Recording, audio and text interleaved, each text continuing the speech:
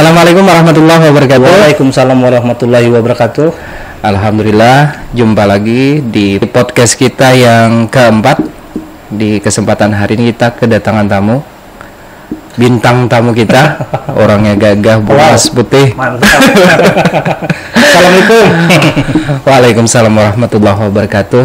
Beliau Bang Ijai biasa disapa, Bang Jainuddin Barahani Berkati, salah satu tokoh pemuda di Kabupaten Hulu Sungai Tengah. Beliau merupakan Majelis Pemuda Indonesia, Komite Nasional Pemuda Indonesia, dan juga merupakan salah satu tokoh politik pemuda yang memiliki karir cukup cemerlang di kancah berpolitikan. Tidak hanya di tingkat lokal, tapi juga luar biasa. Ya, memang kondisinya kan seperti itu. Jadi pada kesempatan ini kami dari channel Cakrawala Komputer mengucapkan terima kasih atas kesediaan Bang Ijai. Iya. Kita sambil tes alat, jadi dari podcast pertama, kedua, ketiga sambil terus belajar juga. Dan malam hari ini kita akan sharing, berbagi terkait dengan aktivitas Bang Ijai, dan mudah-mudahan nanti ada pembelajaran, pengalaman yang bisa kita share dengan para pemirsa di channel Cakrawala di Patur FDJ. Gimana kabarnya Bang Ijai? Alhamdulillah baik, sehat. Sehat terus di masa pandemi COVID-19. Yang penting semangat itu. Ya. Tetap putus asa, jangan semangat. Jangan bisa. Kita harus semangat walau kondisi itu seperti apapun kan. Walaupun kondisinya di kondisi pandemi COVID-19, tetap beraktivitas. Dan untuk kegiatan yang dilaksanakan rutinitas saat ini, sementara ini kan karena kebetulan saya menjabat ketua partai, tapi aktivitas lebih banyak sekarang, lebih aktivitas di partai karena ini mau mendekati verifikasi partai politik, jadinya harus standby keliling kecamatan, jadinya harus sehat badan.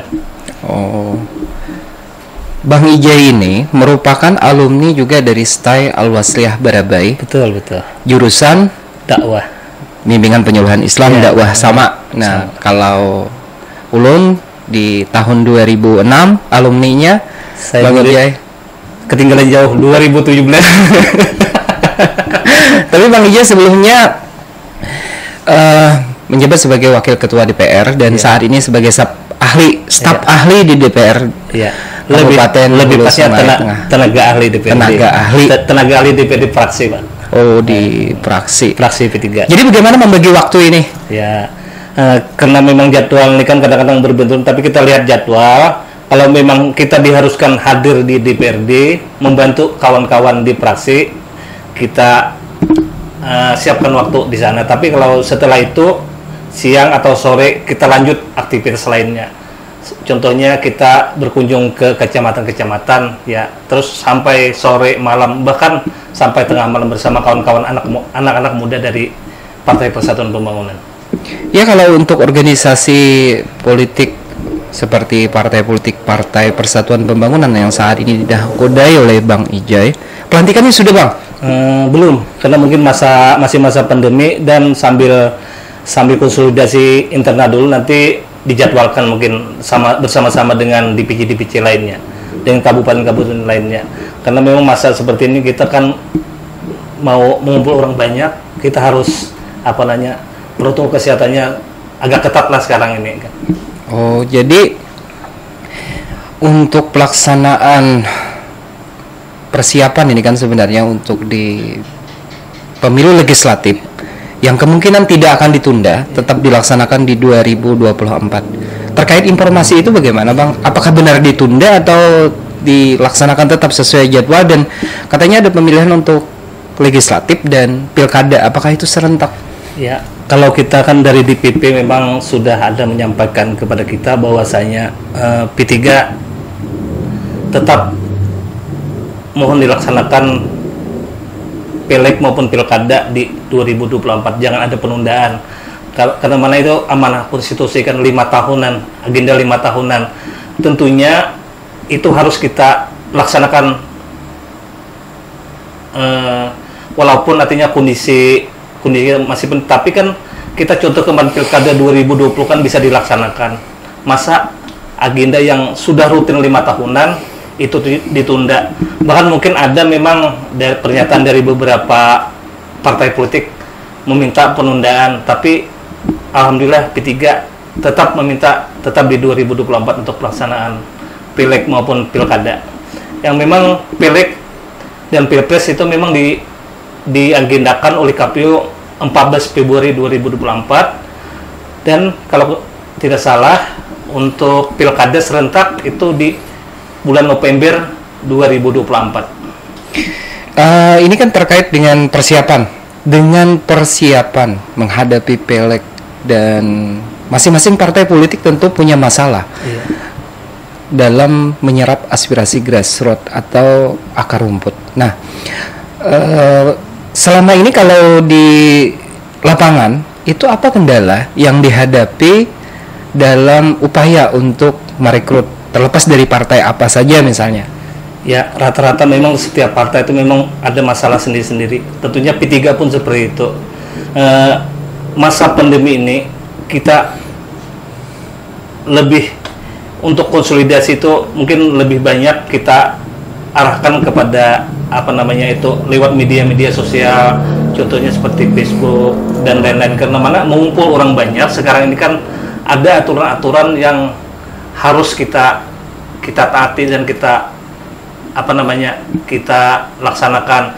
Tentunya dengan itu kita bagaimana kawan-kawan kader-kader partai, contohnya anak-anak muda yang memang harus memiliki kemampuan di bidang media sosial dan lain-lainnya. Itu tantangan tersendiri bagi kita.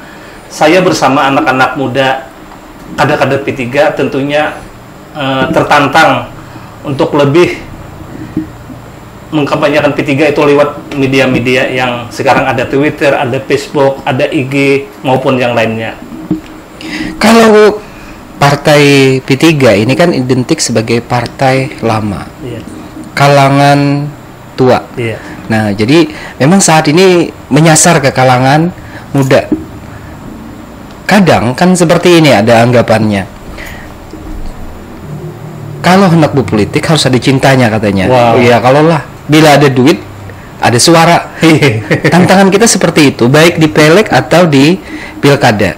Bila calon kada berduit, apalagi di baradai, walaupun dia sekelas misalnya ulama atau bahkan pengusaha atau pendidik yang berprestasi, kadang dikalahkan dengan politik uang. Kira-kira ini Bang, untuk calon-calon apalagi di generasi muda ini kan ada banyak partai-partai yang bergenre pemuda, bahkan mereka punya motivasi besar, cuma terkendala hal-hal yang seperti itu. Semangat ada, tapi kemampuan yang tidak mumpuni. Menurut Abang bagaimana sebenarnya langkah yang harus diantisipasi, utamanya untuk menangkal money politik sehingga generasi muda masih punya peran? Ya, tentunya memang itu tidak 100% lah seperti itu. Mungkin ada sebagian itu yang bermain itu. Contohnya memang seperti saya ini memang kader asli dari bawah kan. Saya waktu dulu berjuang dengan dengan program partai kita sampaikan ke masyarakat. Memang di masyarakat memang ada anggapan kalau tidak ada cintanya atau duitnya katanya. Artinya kami ya kada memilih lah istilahnya. Okay. Cuma itu tidak kita mematahkan semangat saya selaku kader muda dan kawan-kawan lain untuk tetap beraktivitas untuk untuk istilahnya memasarkan Partai Persatuan, baik dengan kegiatan-kegiatan mereka yang kader yang berkumpul di sosial ataupun dimanapun mereka beraktivitas. Artinya tetap kita lakukan, walaupun artinya ada anggapan bahwanya politik itu punya yang berduit atau pemuda. Coba kami sebagai orang P3, kader-kader muda tetap kita semangat untuk turun ke masyarakat untuk bagaimana bahwasanya duit itu bukan segalanya, tapi tanpa duit memang ya kita pamit harus ada lah juga, tapi bagaimana kita mengatur meminit supaya jangan menomorsatukan duit lah dulu. Yang penting kita program-program partai kita jalankan, dan hal-hal yang apalagi P3 ini kan partai yang katanya yang memang dibikin oleh para ulama, katanya jangan menomorsatukan duit lah dulu, tapi tetap duit itu perlu untuk menunjang kegiatan-kegiatan sosial atau kegiatan-kegiatan partai yang pada intinya untuk apa namanya, bagaimana kita bisa lebih dikenal lagi P3 di masyarakat.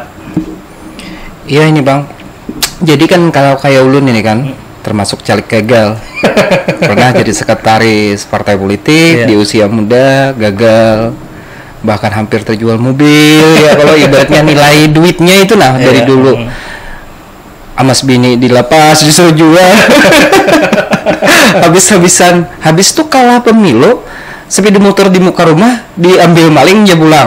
Nah jadi ini kadang ya ada sedikit traumatis. Oh ternyata masyarakat kita seperti itu. Jadi ulun teringat dengan sosoknya Ayahanda Berhani, orang tuanya Bang Ijai. Jadi kami ini kan aktivis di tahun 98 yang pada saat itu beliau anggota DPR. Ya 99 2004 periode itu. Sosok beliau sangat sederhana dibanding dengan politisi lain. Karena ya sebagaimana yang disampaikan bahwa beliau banyak yang datang silaturahmi, bahkan uang di rumah diberikan kepada orang atau kader atau simpatisan yang datang. Akhirnya kalau dibilang kata kaya tidak, tapi begitu sangat memasyarakat. Memang seperti itukah layaknya yang saat ini menjadi mungkin jadi tuturi handayani atau teladan untuk Bang Ijai, karena ini kan darah biru sepertinya. Tentunya kita tetap semangat bahwasanya ke depan ada perbaikan-perbaikan, mungkin aturan dari pemilihan umum. Tentunya kita tetap yakin bahwa ke depan itu kan mungkin ada perbaikan-perbaikan, bagaimana money politik, bagi-bagi uang itu mulai dikurangi, karena mana kan sekarang ini kan artinya media sosial dan sebagainya, sumber daya manusia ya kan, pemuda kan apalagi sekarang rata-rata anak-anak muda kan melek apa namanya media sosial, punya Facebook dan sebagainya. Tentunya mereka akan melihat bagaimana sosok calon-calon ke depan itu yang akan menduduki posisi baik di partai politik, di pemerintahan dan sebagainya. Contohnya saya ini kan dari calon pembakal aja pernah kalah. Dulu pernah kalah sih pembakal, tapi tetap semangat waktu itu. Tahun 98 kalau nggak salah pertama itu sudah calon kepala desa, tapi kalah waktu itu, tapi tetap semangat saya. Akhirnya tahun 2004 calon lagi. Pada waktu itu ya karena modal kita sering keliling jalan-jalan, ya alhamdulillah waktu itu dapat suara 350 suara waktu itu. Ya karena calon nomor 6 ya kita nggak jadi, tapi tetap semangat lagi. Tahun 2009 kita maju lagi. Bahkan itu saya itu calon nomor 1, tapi alhamdulillah suara naik tapi tidak terpilih, dari 350 sampai saya 750 suara waktu itu kan semakin tahun semakin naik, tapi tingkat kepercayaan masyarakat semakin baguslah kepada kita. Terus tahun 2014 kita calon lagi, tetap semangat, sudah 3 kali gagal kepala desa, 2 kali sudah gagal. 2014 calon lagi, mungkin bisa Bang Pato gitu. Alhamdulillah waktu itu suara kita ya seiring mungkin usaha berjalan dengan bagus kan, kawan-kawan bertambah banyak, rekan-rekan semakin ya nambah lah.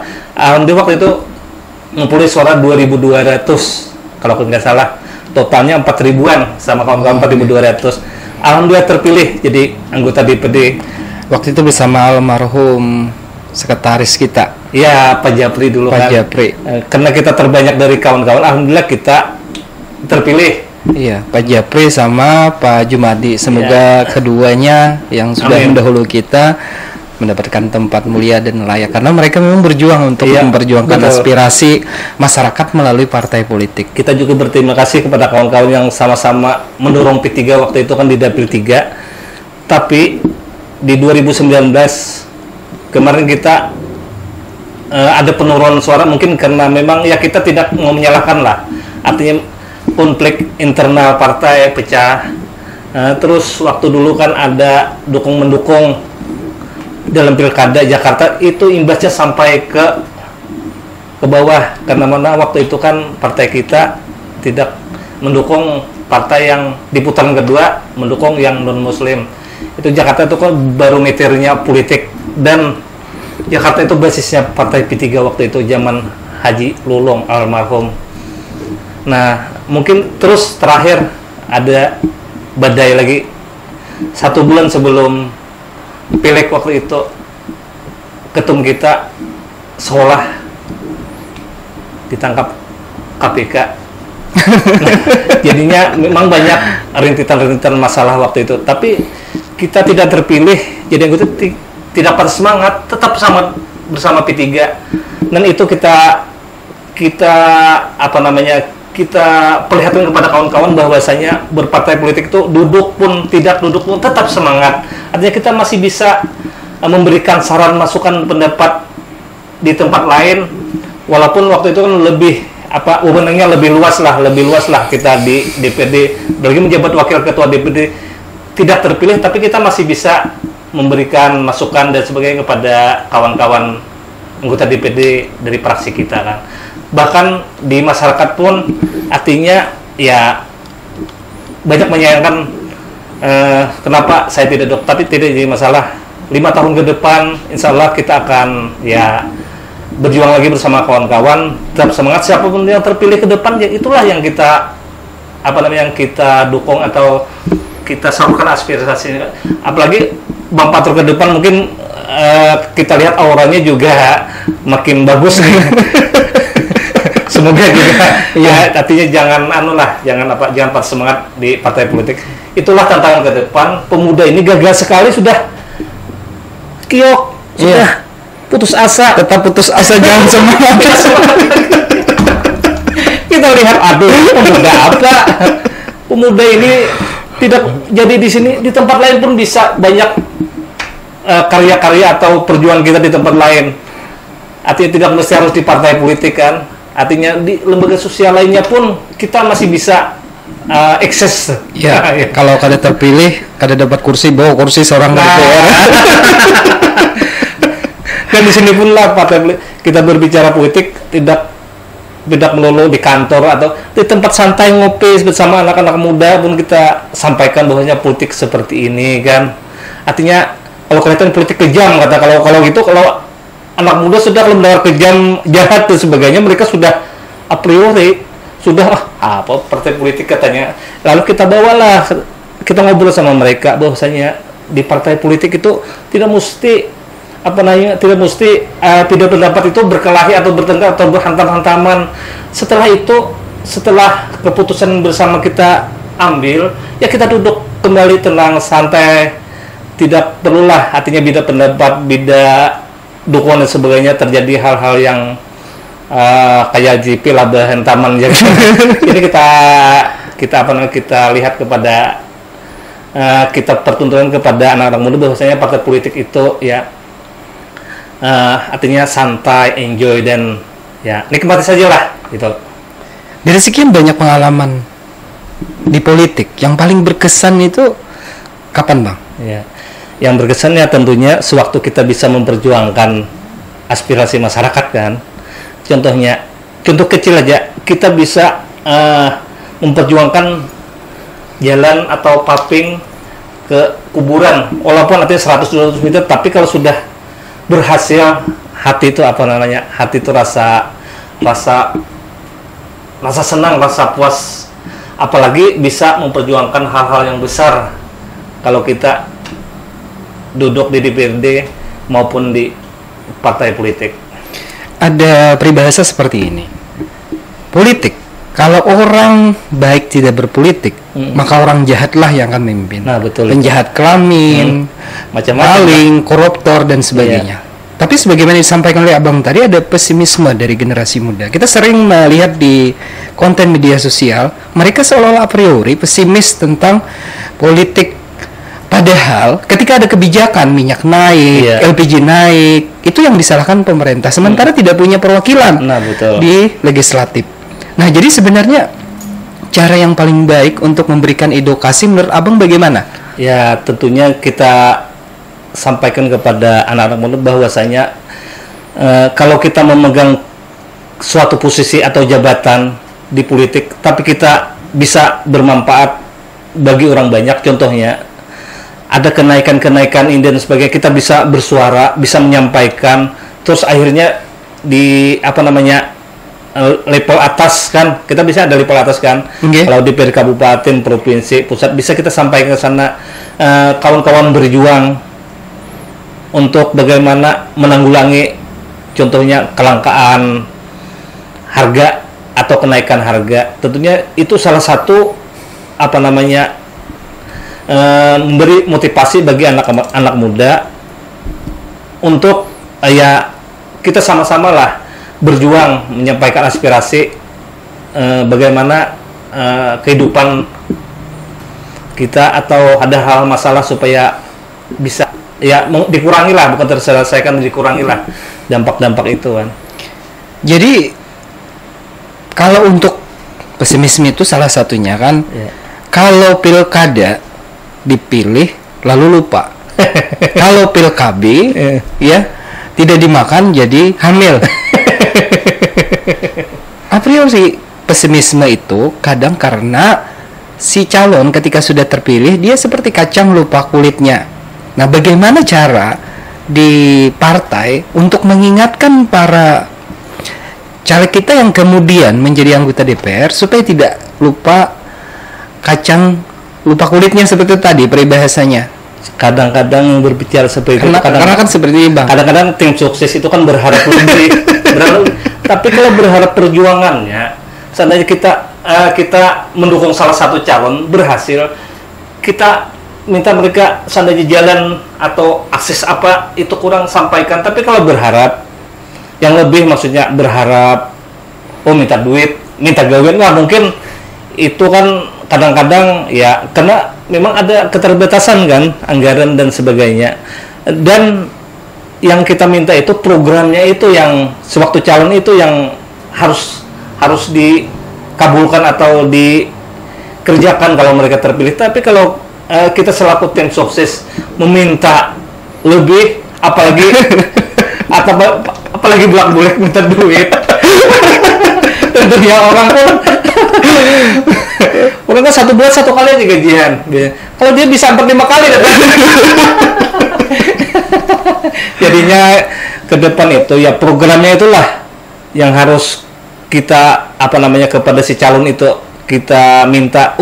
Sampai yang kemarin berjanji umpamanya menurunkan ini atau apa membangunkan jalan arah ke sana atau menyumbang tempat ibadah. Nah, itu yang perlu dituntut. Tapi kalau mereka dituntut dengan ini itu minta dan sebagainya, mungkin ya mereka pun si calon pun tidak akan mampu apa namanya memberikan apa yang mereka minta kan. Tapi kalau program insya Allah akan dilaksanakan oleh si calon terpilih. Apalagi kita ada catatan-catatan kan, Bapak kemarin kampanye di sini seperti ini, tolong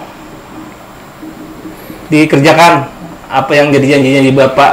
Tapi kalau janji Bapak bagi duit ya ambil aja, cari aja. Kalau saya terpilih saya bagi duit ya bisa aja diambil. Ya anggaplah mungkin karena sudah terpilih kan, terpilih lalu ada janji di masyarakat hendak memasakkan ya kalau lah atau bantu pengantinan atau bantu alat untuk generasi muda berkreasi, berkreativitas dengan bantuan baju, bola dan yang lainnya. Itu memang bersifat pembinaan.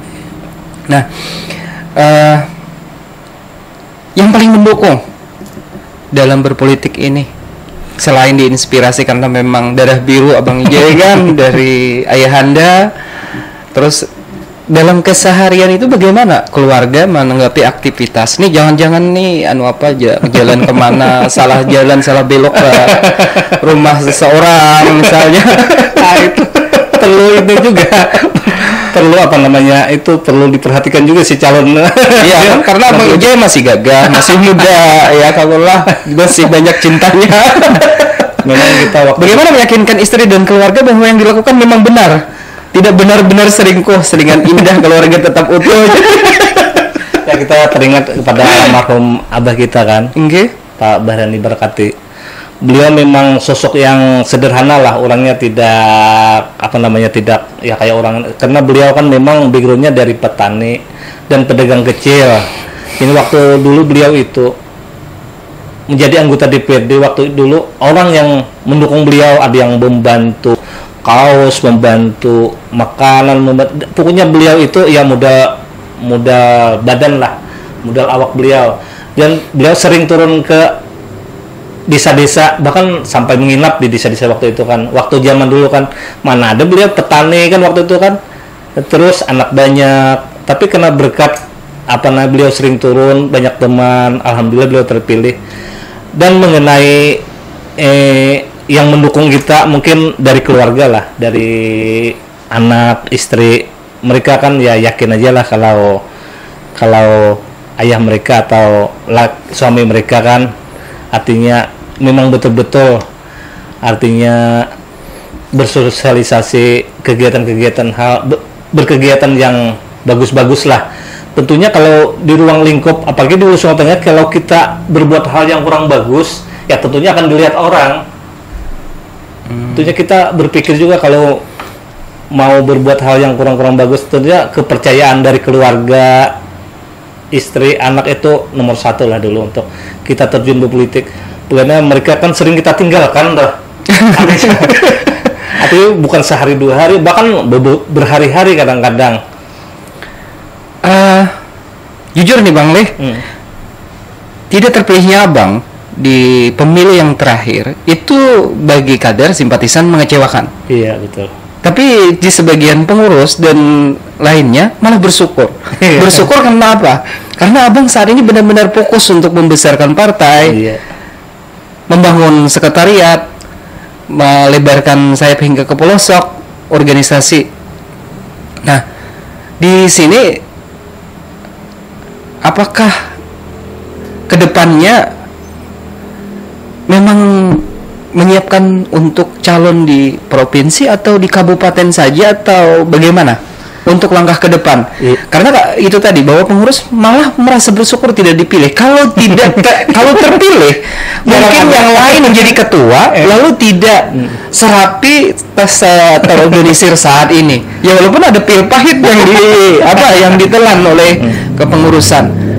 Tapi Abang memang benar-benar fokus untuk untuk target di pemilu 2024 selain waktu kemarin kita menerima amanah sebagai ketua DPC, kita berjanji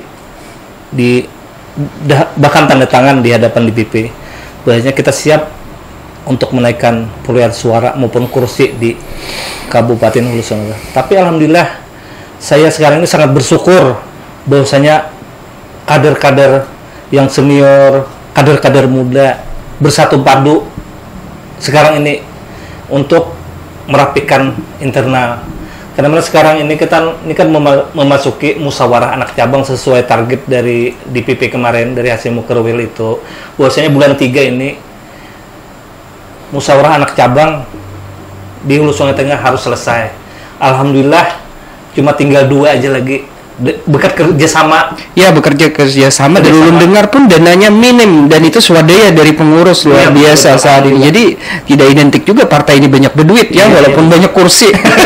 Artinya kalau kita bisa mengatur, bisa berkoordinasi konsolidasi dengan kawan-kawan, bisa bisa membaca peluang kita sama-sama kita besarkan partai. Tentu mereka tergerak hati, mereka ada yang membantu dan membantu makanan dan sebagainya. Saya sebagai ketua DPC alhamdulillah sangat terbantu dengan kerjasama. Ada yang kada bisa menyumbangkan makanan atau duitnya, tapi menyumbangkan pikiran, menyumbangkan tenaganya untuk bisa mengerjakan ini. Tentunya saya yakin ke depan insya Allah janji saya di hadapan DPP sewaktu diamanahkan sebagai ketua insya Allah akan tercapai.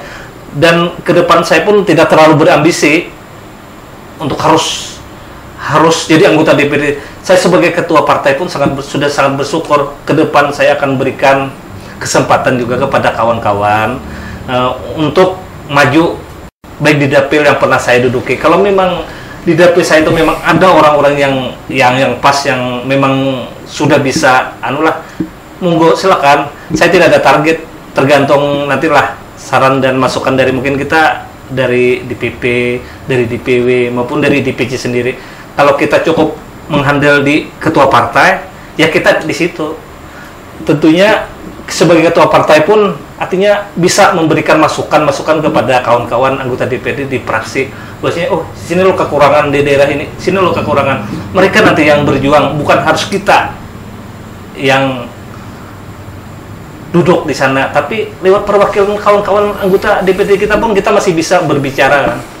Kalau untuk target P3 di 2024 untuk Hulu Sungai Tengah dipilih secara kursi, kalau dipilih ya minimal kita target 5 lah. Target 5 dari tiga yang ada kan. Soalnya kita di Hulu Sungai Tengah ini pernah mendapatkan suara 7 bahkan 6 kursi. Kalau target 2024 5 ya insya Allah ada kenaikan 2 kursi lah target kita. Tapi itu kan diamini kawan-kawan juga kan kemarin. Artinya ya kita siap berjuang bersama untuk menambah semangat. Saya adalah kader-kader muda ini, mereka dengan giat dan turun tanpa ini ada duitnya, turun ke kegiatan, mereka tidak menanyakan yang penting kapan ada jadwalnya, kita turun lagi, kita sama-sama katanya. Nah itu menambah semangat saya selaku ketua partai. Itulah kalau kita berbicara dana, tentunya P3 ini kan minim, maksudnya minim dalam artian bukan pengusaha-pengusaha yang menjadi pengurus di sana, tapi memang kader-kader yang baik dari kalangan sosial, pergerakan, ulama, para santri, masyarakat, bukan yang pengusaha kelas kakap atau bukan. Kita lihat aja pengurusan kita ya rata-rata yang mereka yang mau bekerja, yang mau turun itu aja. Luar biasa semangatnya. Saja luar biasa. Biasa di luar. Kalau di politik ini, Bang Ijo itu meniti karir organisasinya katanya dari organisasi sayap AMK ya. Tapi betul. Katanya di bawah lagi jadi pengurus anak ranting.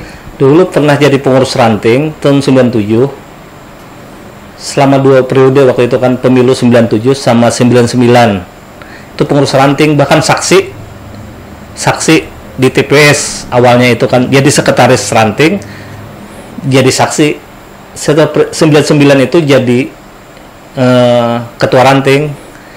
Terus tahun 2000 itu mengikuti pendidikan kader di tingkat kabupaten tahun 2000. 2001 tingkat provinsi, jadi kader, kita memang dikaderkan dari bawah. Terus 2003 jadi ketua Angkatan Muda Ka'bah selama 2 periode waktu itu. Nah itulah awal kita masuk ke dunia kepemudaan.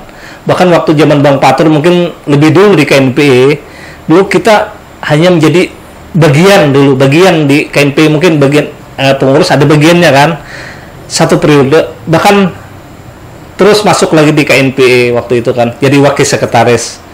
Rasanya kalau kada salah itu 2 kali jadi wakil sekretaris di KNPI, terus naik wakil ketua KNPI, terus sampai terpilih jadi ketua KNPI, walau gagal, tapi tidak dilantik. Tapi ini masalah itu kan. Kita tetap membantu kawan-kawan di KNPI. Bahkan sekarang kan bersama kawan-kawan, mungkin Bang Patul, kita sebagai pembina di KNPI tetap kita siap membantu kawan-kawan anak-anak muda untuk bagaimana mereka nanti diarahkan. Kemarin di Musda yang kemarin, artinya bukan cuma di politik, bahkan di organisasi kepemudaan itu kan waktu kita melaksanakan Musda terakhir yang kemudian terpilih saudara Salimikus Piano, itu yang menyebut orangnya itu juga. Sebenarnya hadirnya kita di sana bukan untuk mengintervensi ya kan. Iya, betul. Nah cuma untuk mengawal bahwa kita tidak di sana lagi. Ya mungkin karena mukanya gitu aja. Memang ada anggapan beberapa orang bahwasanya kalau ada masih Bang Patur, Bang Taufik Rahmat, Bang Jahai katanya, ya pasti orang-orang mereka lah yang nanti yang terpilih jadi ketua KNP. Menurut kita tidak juga. Yang keseriusan dari si calon itu yang mau mendekat kepada kawan-kawan UKP maupun kecamatan maupun mereka suan ke senior kan. Kalau mau maju suan ke senior ya kita restui kan. Tapi kita tidak intervensi, ya silakan katanya bergerak di lapangan. Gini lo, kita kan cuma memberikan pandangan aja. Tapi kalau kita langsung mengarahkan, ini harus memilih inti. Nah, jadi memang itu tadi. Jadi sebagaimana kita sampaikan juga yang terakhir, kita sudah beberapa kali ingin stop dulu, istirahat. Ya mungkin sama Bang jadi KMP, tapi kawan-kawan meminta. Bahkan kita juga kan sempat melihat masa-masa suram KNPI. Tapi luar biasa, KNPI itu kemudian melahirkan orang-orang putra-putra daerah yang bisa kemudian menjadi pemimpin di legislatif misalnya. Termasuk Bang Jai yang terakhir Waka kan jadi wakil ketua DPRD, dan saat ini juga ya kita berharap dari kepengurusan yang ada ini ada harapannya Bang. Kedepannya bagaimana sebenarnya harus mereka lakukan? Kalau kita lihat di pengurusan KNP yang ini, mereka lebih antusias kulihat terjun ke dunia politik, lebih lebih karena memang ke depan itu akan kita siapkan 2024 kita siapkan lah panggung buat mereka. Kalau mereka mau ikut ke partai politik ya kita monggo, silakan. Artinya silakan mereka berinteraksi, bermasyarakat, bersosialisasi. Memang ada beberapa pemuda lah yang sudah mendekat ke P3. Ya kita kasih jalan lah bagi mereka. Kalau mau calon silakan, gini-gini. Jadinya bagaimana supaya pemuda itu kan, tapi kita terangkan ya lebih aktif juga berkegiatan di sosial, kegiatan pemuda lainnya untuk bersosialisasi lah. Jangan tuh hanya di partai politik atau di KNP, tapi masukilah semua lini yang bisa nantinya ke depan bisa masyarakat melihat, oh bosnya ini aktif di mana-mana kan. Apalagi kalau memang usahanya sudah bagus kan, memang dananya ada kan, lebih bisa bersosialisasi dengan cuma ya jangan ini juga, jangan bersosialisasi. Kita masih banyak cara bersosialisasi. Kalau tidak punya uang banyak, dengan gini kan orang mau melihat kepada pantas kita dukung ke depan. Kalau sering turun ke bawah, sering bermasyarakat, aktif memberikan masukan, artinya suka mengkritik tapi memberikan jalan kan. Kadang-kadang kita banyak nih yang kritik tapi tidak melihat, kritiklah setiap kebijakan, baik kebijakan di desa, di kecamatan maupun di kabupaten, tapi ya kasihlah solusi juga, jangan hanya pandai mengkritik tapi kalau solusinya tidak ada, itu ya pemuda yang tidak mencerminkan orang yang identik dengan orang yang mempunyai SDM yang bagus. Iya, ada yang satu hal yang mungkin ulun iri dengan abang ini. Di tengah-tengah aktivitas yang begitu padat sebagai tokoh muda, tokoh politik, tetap tidak meninggalkan kewajiban sebagai seorang muslim. Bagaimana sih menjaga tipsnya itu? Ya namanya kewajiban itu kan kalau memang pas sampai waktunya ya kita kerjakanlah kewajiban itu. Biasalah tinggalkanlah aktivitas yang ya mungkin kewajiban nggak terlalu lama juga kan, 5 menit 10 menit. Waktu sholat ya kita sholat. Terus kalau waktu beraktivitas lihat waktu-waktunya kan. Kalau memang waktunya untuk terjun ke masyarakat ya terjun. Kalau memang pas waktunya buat keluarga ya keluarga. Ya mungkin itu salah satu kita bisa selalu bisa membagi waktu untuk setiap kegiatan-kegiatan yang ada ini. Ya ini kan jadi kadang kalau misalnya sudah sampai, karena kan biasa mengikuti kegiatan Bang Jai juga tidak melupakan itu. Kalau kawan-kawan ada juga yang ketaatan jalan, kemaksiatan juga jalan. Ya, yang namanya manusia lah kadang-kadang ada hilapnya dan salahnya. Ya, kewajiban bagi kita juga kan mengingatkan juga nanti kan. Mungkin kita kadang-kadang juga bisa juga kawan mengingatkan kita kan. Kadang-kadang ada kelupaan juga.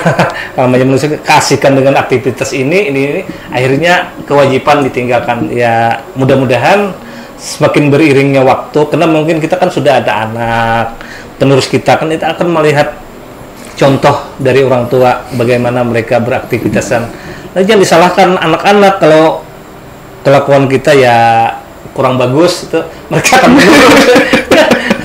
buah jatuh tidak akan jauh dari pohonnya. Satu hal menarik, P3 itu adalah partai orang tua yang dilahirkan dari sebuah kesepakatan, terutama juga para ulama. Tentu pergaulan Bang Jai selain dengan generasi muda dengan kalangan tua, bagaimana merekatkan itu? Ya kadang-kadang kan ya enggak waktu-waktu tertentu yang memang kita suan kepada tokoh-tokoh partai, kadang-kadang ya tokoh agama juga kita kita datangi lah. Tapi sementara ini memang ya lebih banyak di internal. Tapi setelah internal selesai nanti kan tentunya kita akan bertemu suan kepada tokoh-tokoh agama, pesantren maupun tokoh masyarakat, yang mana ya tentunya para tokoh-tokoh itu berharap kepada kita, apalagi kita kan sebagai partai P3 ini artinya lebih ditonjolkan kegiatan-kegiatan yang keagamaan. Tapi yang namanya sekarang kan tantangan bukan keagamaan, tapi anak-anak muda juga kan yang perlu kita pendekatan lebih kita dekati juga. Memang kalau memang salah-salah pergaulan sekarang, apalagi ya kita lihat sendirilah anak-anak sekarang ini kan kalau lengah sedikit aja ada mabuk-mabukan, ada ya terjerumus ke dunia yang kurang bagus lah. Iya, menurut teori Montesquieu, kekuasaan itu dibagi 3, ada eksekutif, legislatif, dan yudikatif. Peran, pelaksana, pengawasan, dan juga penegakan hukum. Kita tahu betapa pentingnya politik ini sebagai bagian untuk meraih kekuasaan untuk bisa menyampaikan aspirasi. Ini mungkin untuk closing statement dari bintang tamu Bang Ijai yang berkenan malam hari ini. Bagaimana sih pesan untuk generasi muda yang akan nantinya ingin berkecimpung di dunia politik? Ya, untuk generasi muda artinya kita ke depan itu kan artinya jangan takut berpolitik lah, ikut masuk dalam politik. Kata abang tadi, kalau orang-orang jahat berkuasa ikut di politik, tentunya mereka nanti yang memainkan semua anggaran dan sebagainya. Pada akhirnya kan terjadi KKN, korupsi, kolusi, dan nepotisme. Jadinya kita harapkan anak-anak muda yang berpengetahuan, yang SDM-nya siap kan, apalagi dari kalangan-kalangan santri, itu salah satu mungkin penyejuk juga bagi kader-kader muda, bahwa saya kalangan santri, kalangan anak-anak muda yang mempunyai pengetahuan yang bagus. Artinya suatu saat kalau mereka menduduki jabatan-jabatan baik di legislatif maupun di jabatan lainnya, tentu akan memberikan contoh yang baik dan akan menghasilkan nantinya kebijakan-kebijakan yang bagus, yang baik. Jadi itu ya Bang, untuk jadi kami dari Cakrawala mengucapkan terima kasih yang sebanyak-banyaknya Abang berkenan menyempatkan waktu hingga malam-malam. Perlu juga para pemirsa di channel Cakrawala kami menginformasikan bahwa di LKP Cakrawala Komputer bekerja sama dengan Kementerian Pendidikan Kebudayaan untuk tahun 2022 kembali pada tahun ini membuka pendaftaran untuk program aplikasi desain grafis dan operator office. Jadi ini dibuka untuk generasi penerus putra putri daerah, kita panggil kembali mengikuti pelatihan, karena kita Bang melaksanakan pelatihan ini sudah sejak tahun 2011 sampai saat ini. Dari program PKH, PKK, dan PKW. Jadi pendaftarannya ini dari tanggal 7 kemarin sampai tanggal 15 Maret nantinya. Jadi usianya memang dibatasi, cuma 15 sampai 25 tahun, berdomisili di Kabupaten Hulu Sungai Tengah, dan dibuktikan dengan fotokopi KTP dan KK. Wah, ini program sangat bagus ini. Coba di waktu saya ada waktu muda dulu, pasti saya langsung ikut ini. Jadi kan kita minta bantu juga kemarin share dan mentak Abang Jai, karena terima kasih bahwa selama ini juga mendukung program-program yang dilaksanakan di Cakrawala Komputer Utama dalam upaya kita mencerdaskan kehidupan bangsa, termasuk hari ini, malam hari ini bisa berhadir di sini. Terima kasih. Ya, sama-sama. Jumpa lagi kita nanti di podcast selanjutnya, dan mudah-mudahan kita kembali sua dengan Bang Jai di lain waktu. Terima kasih. Wassalamualaikum warahmatullahi wabarakatuh. Waalaikumsalam warahmatullahi wabarakatuh.